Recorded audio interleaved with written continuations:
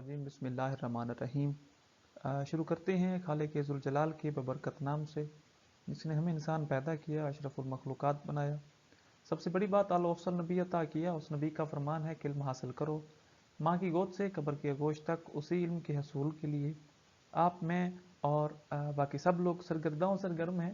मंजिल उसे मिलेगी जो शख्स मेहनत करेगा। डेफिनेटली तकाज़ा कुदरत है, खालिक ज़ुल जलाल ने वादा किया है कि जो शख्स जितनी मेहनत करेगा उसका उसे रिवार्ड ज़रूर ही मिलेगा। So welcome back dear students, welcome to all of you. आज की इस वीडियो में हमने देखना है कि हम कौन सा कोर्स पढ़ेंगे, हमारे कोर्स कंटेंट क्या होंगे, और फर्दर जो उसमें जो टॉपिक इंक्लूड हैं उनको भी हम समराइज कर देते हैं। सो फर्स्ट ऑफ ऑल अगर हम देखें तो हमने पढ़ना है molecular biology, bot 510। First one अगर हम देखें कि स्पेसिफिक इसके ऑब्जेक्टिव्स क्या हैं, हम इसको क्यों पढ़ेंगे, इसके मोटिव क्या हैं, तो मोलेकुलर बायोलॉजी को हम इसलिए स्टडी करते हैं क्योंकि to determine the knowledge of molecular basis of life.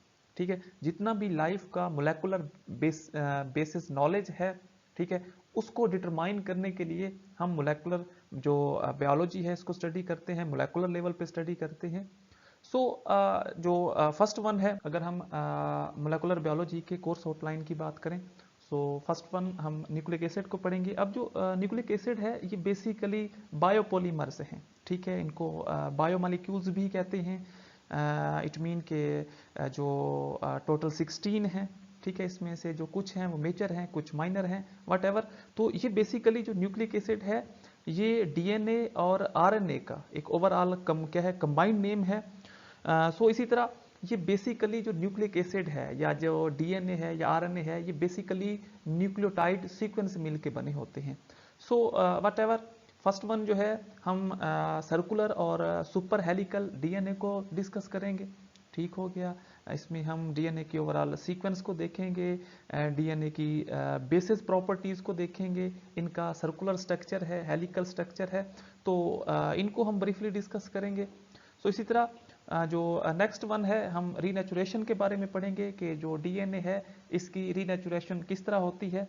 So first one हम इसमें ये देखेंगे जो बेसिकली रीनेचुरेशन है डीएनए की, इसमें जो न्यू बेस पेयरिंग है, ठीक है, उनकी फॉर्मेशन होती है, इसमें जो हाइड्रोजन बॉन्ड है उसकी फॉर्मेशन होती है।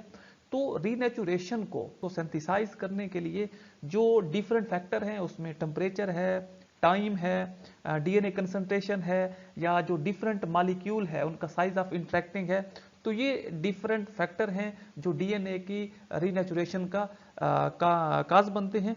सो सेकंड वन जो है हम डीनेचुरेशन का पढ़ेंगे। अब डीनेचुरेशन में जब जो जीनोमिक मटेरियल है या मोस्टली जो डीएनए है, इस जब डी नेचर होता है, ठीक है, इसकी जब नेचर है वो सेपरेट होती है तो इसे डीनेचुरेशन कहते हैं।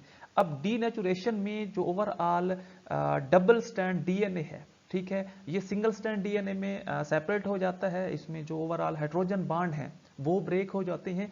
सो इसी तरह जो डीनेचुरेशन है इसमें भी डिफरेंट फैक्टर हैं इस चीज़ को प्रोसीड आउट करने के लिए, इस मैकेनिज्म को हेल्ड आउट करने के लिए। इसमें हीटिंग है, या दूसरा जो अल्काइंस होते हैं, इसी तरह फॉर्मेल्डिहाइड हैं, या डिफरेंट जो अदर केमिकल एजेंट हैं, तो वो इसको प्रोसीड आउट करते हैं।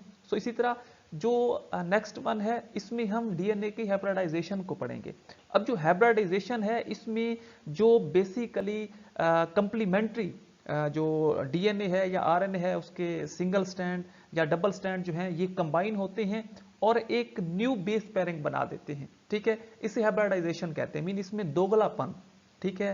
तो जब जब हम यूँ कह सकते हैं कि कोई भी क्या है, डबल स्टैंड या सिंगल स्टैंड डीएनए के आरएनए के वो मिलते हैं, न्यू बेस पेयरिंग बना देते हैं, तो इस चीज़ को हाइब्रिडाइजेशन कहते हैं। अब जो हाइब्रिडाइजेशन है डेफिनेटली ये being important mechanism in molecular biology.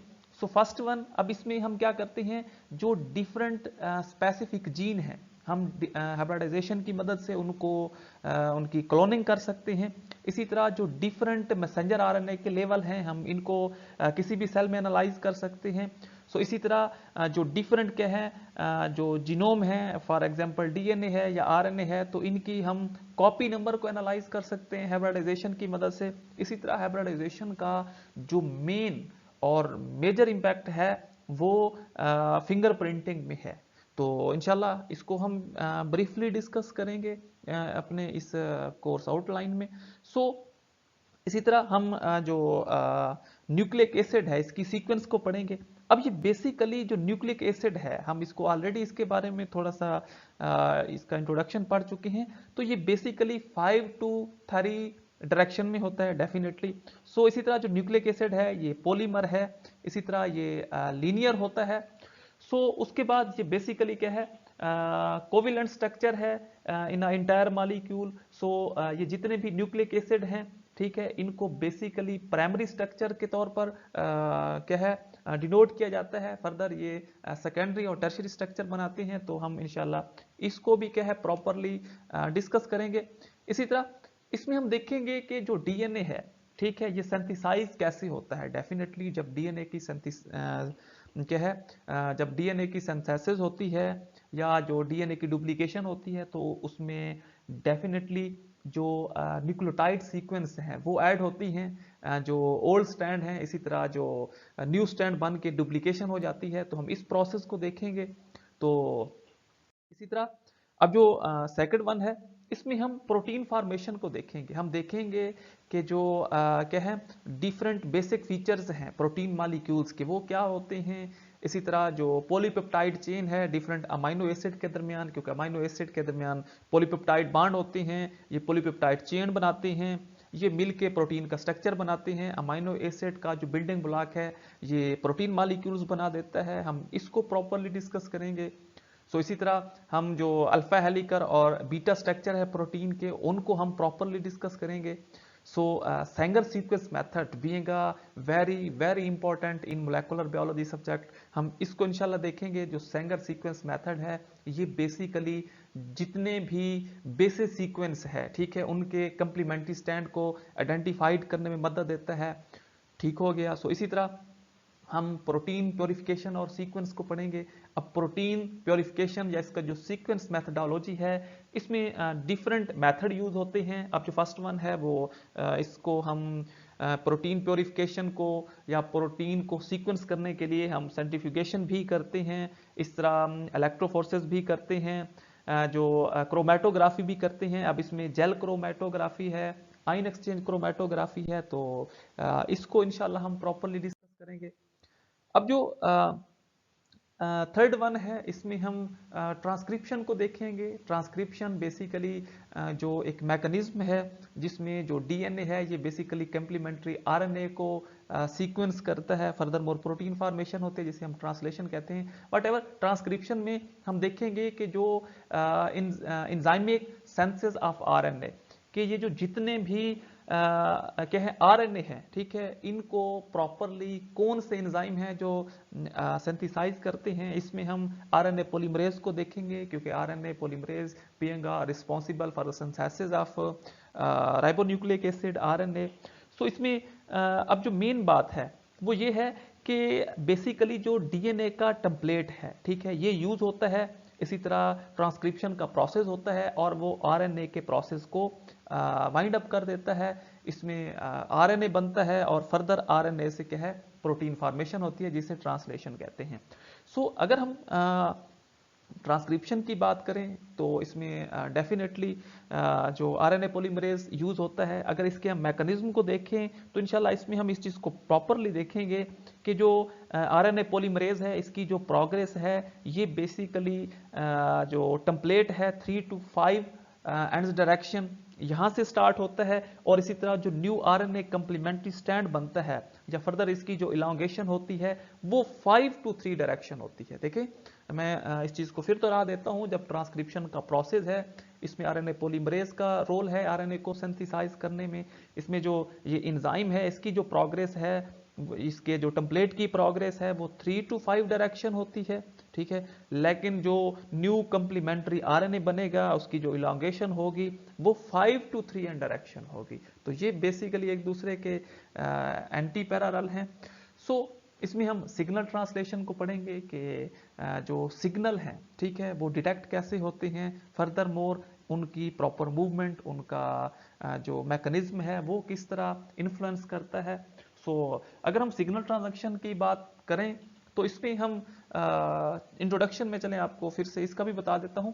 तो इसमें प्रॉपरली हम ये देखेंगे कि जो डिफरेंट केमिकल या जो फिजिकल सिग्नल हैं, ठीक है, ये किसी भी सेल में किस तरह इंट्रोड्यूस होते हैं, किस तरह ट्रांसमिट होते हैं, हम इस चीज को देखेंगे। अब देखें, अगर हम देखें कि जो प्रोटीन फास्फोरिलेशन है, ठीक है, ये मोस्टली, ये मैं सिग्नल ट्रांसलेशन की बात कर रहा हूँ। जो प्रोटीन फास्फोरिलेशन है ये बेसिकली कैटालाइज होती है जो काइनेज प्रोटीन है, ठीक है, और इसी तरह अब यही जो प्रोटीन है ये बेसिकली रिस्पॉन्सिबल है for the detecting of stimuli. हम इस चीज को प्रॉपरली डिस्कस करेंगे। तो ये बेसिकली एक ओवरव्यू है सिग्नल ट्रांसलेशन का, जिसमें हम डिफरेंट क्या है केमिकल और फिजिकल सिग्नल्स को इंट्रोड्यूस करवाएंगे। तो जो दूसरा है, इसमें हम जेनेटिक कोड को स्टडी करेंगे। Genetic code also being basic concept for molecular biology. So अगर हम जेनेटिक कोड की बात करें तो ये बेसिकली सेट ऑफ रोल्स है, ठीक है, इसमें डिफरेंट रूल्स को सेट किया जाता है, ठीक है, जिसमें डिफरेंट जो लिविंग सेल हैं, ठीक है, उनको यूज किया जाता है, और जो डिफरेंट क्या है इंफॉर्मेशन है उनको ट्रांसलेट किया जाता है for the encoded within genetic material into protein. Mean जो further overall in genetic information को प्रोटीन में इनकोड किया जाता है, और जो प्रोटीन में किसी भी जेनेटिक इंफॉर्मेशन को इनकोड करना वो due to influence of genetic code, वो जेनेटिक कोड की मदद से ही होता है। सो इसी तरह अगर हम देखें जो बेसिकली जेनेटिक कोड है डियर स्टूडेंट्स, ये बेसिकली क्या है, जो ओवरऑल डीएनए की बेसिस हैं, 4 बेसिस, एडेनिन, गुआनिन, थाइमीन और साइटोसिन। सो इसी तरह ये बेसिकली जो क्या है, हम यूं कह सकते हैं कि ये कोड हैं, ठीक है, ये डीएनए की बेसिस हैं, ठीक है, ये 4 जो हैं, ये 4 सीक्वेंस जो हैं डीएनए की, ये एक दूसरे के साथ क्या होती हैं, वाइंड अप होती हैं, strong to each other, strong together. और इसी तरह ये कोई भी क्या है सेलुलर मशीनरी, फॉर एग्जांपल वो सेलुलर मशीनरी जो है राइबोसोम हो सकती है, और प्रॉपरली ये जो राइबोसोम है ये रीड कर सकता है overall turning process into protein. तो मीन सिंपली हम ये कह सकते हैं कि किसी भी जेनेटिक मटेरियल को प्रोटीन में इनकोड करना जेनेटिक कोड की मदद से है। जो जेनेटिक कोड हैं डीएनए के, ये बेसिकली क्या है डीएनए की 4 बेसेस हैं, ठीक है, और ये प्रॉपरली एक सेलुलर मशीनरी है जो राइबोसोम को प्रॉपरली रीड करती है और उसको प्रोटीन में टर्न कर देती है। तो हम इस जेनेटिक कोड को डिस्कस करेंगे। सो इसी तरह जो सेकंड वन है वो है वोबलिंग प्रोसेस। अब वोबलिंग प्रोसेस जो है ये बेसिकली क्या है, एक हम यूं कह सकते हैं कि एक टेंशन थ्योरी है, ठीक है, ये मैं इसको अपना एक लफ्ज दे रहा हूँ। मीन ये क्या है, टेंशन थ्योरी है। अब कैसे है, अब जो वोबलिंग प्रोसेस है mostly in RNA, wobbling process जब भी होगी जो वोबलिंग मैकेनिज्म होगा ये आरएनए में होगा एज कंपेयर टू डीएनए। सो इसमें ये हमेशा अगेंस्ट है वोबलिंग प्रोसेस, ये क्या है हमेशा उल्ट है जो वाटसन एंड क्रिक का डीएनए मॉडल है। सो अब अगर हम वाटसन और क्रिक का जो डीएनए मॉडल है उसमें देखें तो उन्होंने जो बेसिस सीक्वेंस बताई थी, उन्होंने कहा था कि जो एडेनिन है, ठीक है, वो थाइमीन के साथ पेयरिंग करती है, बांड बनाती है। अगर तो आरएनए है तो उसमें थायमीन की जगह यूरासिल लग जाता है।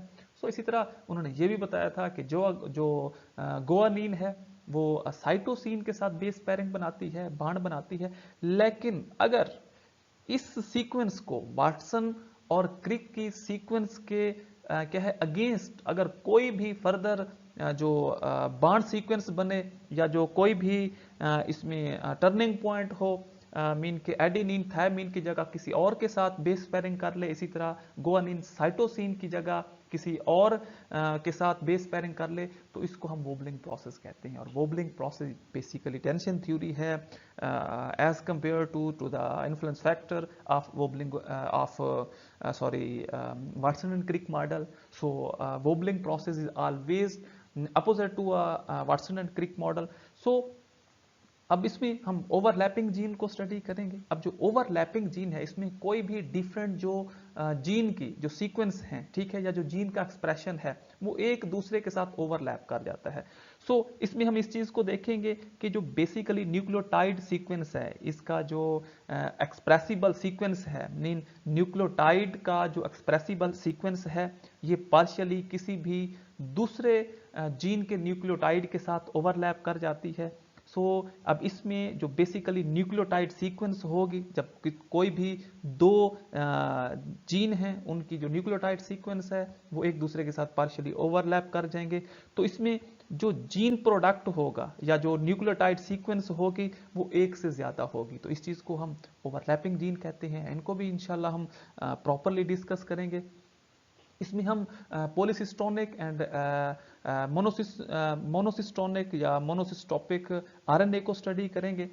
अब इसमें हम ये देखेंगे कि जो बेसिकली पॉलीसिस्टोनिक है, इसमें जो ओवरऑल हम यूं कह सकते हैं कि प्रोटीन एक्सप्रेशन है, ठीक है, या मीन हम यूं कह सकते हैं कि जो प्रोटीन को इनकोड करने का मैकेनिज्म है, ठीक है, वो एक से ज्यादा दफा होगा। इसके एग्जांपल जो है बैक्टीरिया है या जो क्लोरोप्लास्ट का मैसेंजर आरएनए है।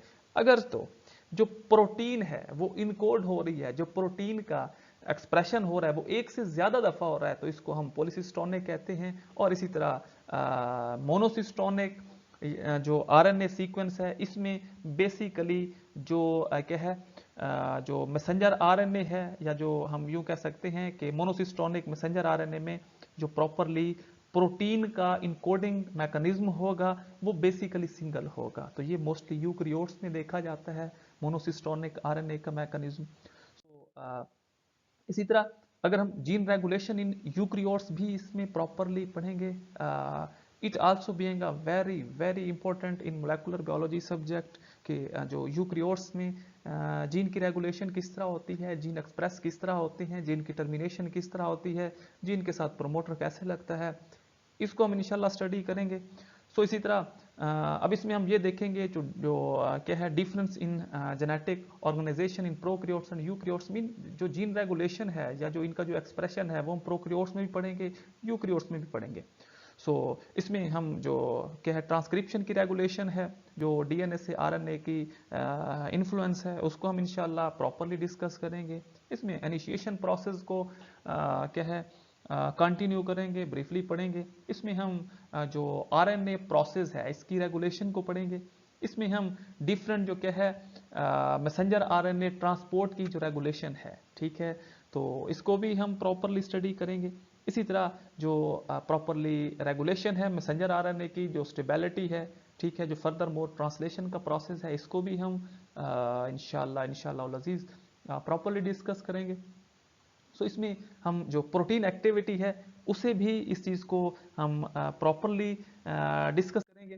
तो इसमें अगर हम देखें तो जो सेकंड वन है, इसमें हम प्लांट ओमिक्स को पढ़ेंगे, ठीक है, इसमें हम ट्रांसक्रिप्टोमिक्स को पढ़ेंगे। अब ट्रांसक्रिप्टोमिक्स जो बेसिकली है ये कंप्लीट सेट है आरएनए का, और ये प्रॉपरली इनकोड होता है जो डिफरेंट क्या है जीनोमिक मटेरियल हैं किसी भी स्पेसिफिक सेल में और किसी भी स्पेसिफिक ऑर्गेनिज्म में और स्पेसिफिक टाइम में अंडर अ स्पेसिफिक कंडीशन। किसी भी स्पेसिफिक कंडीशन के दौरान, किसी भी स्पेसिफिक टाइम के दौरान, किसी भी स्पेसिफिक ऑर्गेनिज्म के दौरान, किसी भी स्पेसिफिक सेल के दौरान, जो प्रॉपरली एक आरएनए का कंप्लीट सेट है, इसे हम ट्रांसक्रिप्टोमिक्स कहते हैं। और इंशाल्लाह इस पूरे सब्जेक्ट को हम जो पूरा कोर्स कंटेंट में ट्रांसक्रिप्टोमिक्स का प्रोसेस है ये थोड़ा बहुत लेंथी भी है, इसको हम इंशाल्लाह प्रॉपरली डिस्कस करेंगे। इसमें हम डीएनए लाइब्रेरीज को पढ़ेंगे। So it being interesting and मैं यूँ कहता हूँ कि जो मेरे लिए कोर्स कंटेंट में मोलेकुलर बायोलॉजी में जो मेरे लिए फेवरेट मेरा टॉपिक है वो डीएनए लाइब्रेरीज हैं। इसमें हम रिकम्बिनेंट डीएनए को पढ़ेंगे, हम इसमें इनकोडेशन को पढ़ेंगे कि डीएनए लाइब्रेरीज होती क्या है, हम डीएनए लाइब्रेरीज को किस तरह मैन्युफैक्चर कर सकते हैं। मीन हम यूँ कह सकते हैं कि stock of everything is library, stock of shoes is library, stock of cloth is library, stock of book is also being a library. So different stock of gene is gene library. तो इसी तरह DNA libraries को भी हम पढ़ेंगे, but stock of all thing in a specific area is known as library. But this concept about library being insufficient, being very bad impressions for all of those including me, कि जो DNA libraries हैं कि हम properly किसी भी collection को हम कहें कि जीन की कलेक्शन को भी हम लाइब्रेरी कहते हैं या डीएनए, तो इस कंसेप्ट को stock of all things, stock of shoes, stock of फलां फलां फलां, इन चीज़ों को, इस कंसेप्ट को इधर यूज़ करना डीएनए लाइब्रेरी में, तो ये थोड़ा क्या होगा, गलत बात होगी। तो बहरहाल इंशाल्लाह इसको हम प्रॉपरली देखेंगे। हम ये देखेंगे कि जो रिकम्बिनेंट डीएनए हैं ये कैसे बनते हैं, किसी भी लाइब्रेरी में एक जीन की लोकेशन को कैसे ट्रेस किया जाता है, इसमें प्रोब डीएनए को कैसे यूज़ किया जाता है, इसमें जो रिकम्बिनेंट डीएनए है वो कैसे इन्फ्लुएंस होते हैं। सो इंशाल्लाह अज़ीज़ हम इसको भी प्रॉपरली डिस्कस करेंगे। सो डियर स्टूडेंट्स, इसमें हम लाइब्रेरी कंस्ट्रक्शन को पढ़ेंगे कि डीएनए लाइब्रेरी जो है इसकी कंस्ट्रक्शन कैसे होती है। सो इसी तरह हम इसमें स्क्रीनिंग और इसकी एप्लीकेशन को पढ़ेंगे। इसमें हम जो क्या है माइक्रोरे जीन टेक्नोलॉजी है और इसकी जो फंक्शनल जीनोमिक्स हैं इनको हम इंशाल्लाह स्टडी करेंगे। अब जो बेसिकली जो माइक्रोरे ऑफ जीन है, ठीक है, इसको माइक्रो एरे भी कहते हैं। सो ये बेसिकली एक टूल है जिसकी मदद से हम किसी भी 1000 ऑफ जीन को at a same time can be detect, can be express through different tools of mechanism. तो किसी भी सेम टाइम में अगर हम 1000 ऑफ जीन के एक्सप्रेशन को किसी भी टूल्स के ज़रिए अगर हम डिटेक्ट कर रहे हैं तो इसको हम माइक्रोरे सीक्वेंस कहते हैं, माइक्रोरे ऑफ जीएनए के जीन कहते हैं, माइक्रोरे ऑफ डीएनए कहते हैं। इसका जो दूसरा नाम है वो डीएनए चिप्स भी है, ठीक है। तो इसी तरह इंशाल्लाह हम प्रोटियोमिक्स को पढ़ेंगे, प्रोटीन फार्मेशन मीन ये जो इनकोड करता है ये लफ्ज़ ट्रांसलेशन को, मीन जो आरएनए से प्रोटीन फार्मेशन, इसको प्रोटियोमिक्स कहते हैं। सो इसी तरह इसमें इंशाल्लाह हम जो स्ट्रक्चर हैं या फंक्शनल क्या है प्रोटियोमिक्स हैं इनको स्टडी करेंगे। इसमें हम डिफरेंट मेथड्स को जो इस मैकेनिज्म में इन्फ्लुएंस होती हैं इनको स्टडी करेंगे। इसमें हम जो प्रोटियोमिक्स के मेटाबोलॉमिक्स हैं इनको स्टडी करेंगे, इसके मेथड को स्टडी करेंगे और इसी तरह इसकी जो एप्लीकेशन है, जो इसकी एप्लीकेशन की फर्दर मोर सीक्वेंस हैं, इसकी इंपॉर्टेंस है, इनको इंशाल्लाह स्टडी करेंगे। सो बायोइन्फॉर्मेटिक्स और इसके जो क्या है डिफरेंट जो टूल्स हैं, बायोलॉजिकल टूल्स हैं, ठीक है, कंपोनेंशियल, तो इंशाल्लाह हम इनको स्टडी करेंगे। अब इसमें हम बायोइन्फॉर्मेटिक्स के लेवल को देखेंगे, स्कोप को देखेंगे, पोटेंशियल को देखेंगे, इंडस्ट्रियल एप्लीकेशन को देखेंगे और इसमें हम ओवरऑल बायोइन्फॉर्मेटिक्स के टूल को देखेंगे। अब जो बायोइन्फॉर्मेटिक्स है ये बेसिकली मेथड है, ये बेसिकली सॉफ्टवेयर टूल हैं जिनकी मदद से हम किसी भी बायोलॉजिकल डेटा को अंडरस्टूड कर सकते हैं। सो इंशाल्लाह ये हमारा जो मोलेकुलर बायोलॉजी का ओवरऑल हम ये कह सकते हैं कि कोर्स कंटेंट है। Dear students, being a teacher, being a brother, मैं आपको एक एडवाइस करता हूँ, this lecture being a very beneficial for you if you have attempt this. अगर आपने इस लेक्चर को सुना जो मैं इंशाल्लाह आपको ये इसके ज़रिए ओवरऑल एक बेसिक समरी प्रोवाइड की है, हमने ओवरव्यू पढ़ा है, ये बेसिकली बेसिक कंसेप्ट है। तो आप इस लेक्चर को सुन के इंशाल्लाह आपको प्रॉपरली एक आइडिया हो जाएगा कि हम जो डिफरेंट क्या हैं जो ऑर्गेनिज्म के, लिविंग सेल के जो टूल्स हैं, हम किसी भी ऑर्गेनिज्म को मोलेकुलर लेवल पे किस तरह स्टडी कर सकते हैं, मोलेकुलर बायोलॉजी है क्या चीज़, इसमें हम किन किन चीज़ों को पढ़ेंगे और कौन कौन सी चीज़ें किस तरह इन्फ्लुएंस करती हैं, किस तरह इसमें प्रॉपर मैकेनिज्म की रेगुलेशन होती है। सो ये हमारा आज का लेक्चर था। तो अगर आप इस लेक्चर को सुने, बेसिक टूल्स हैं, बेसिक ओवरव्यू नॉलेज है, तो इंशाल्लाह आपको जो मोलेकुलर बायोलॉजी के बेसिक जो कीवर्ड हैं उनकी समझ आ जाएगी। सो थैंक यू, अल्लाह हाफिज़। अल्लाह पाक आपको अपने हिफ्ज़-ओ-अमान में रखे।